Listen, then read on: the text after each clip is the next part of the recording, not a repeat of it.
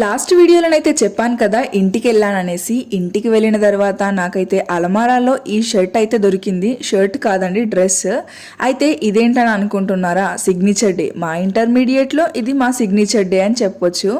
మేము హాస్టల్లో ఉంటాం కాబట్టి బయటికి ఎలో ఉండదు కాబట్టి మేము సాటర్డే అండ్ వెనస్డే వేసుకునే వైట్ యూనిఫామ్ని అయితే సిగ్నేచర్ డే కోసం అయితే యూజ్ చేశాము. ఇక్కడ చూస్తున్నారు కదా, మా క్లాస్ వాళ్ళందరూ కూడా నా గురించి అయితే రాసేసారు. ఇంకా నాకు కొన్ని సజెషన్స్ కూడా ఇచ్చేశారు. ఇంటర్మీడియట్లో మా క్లాస్లో అయితే 24 మెంబర్స్ అయితే ఉంటాము.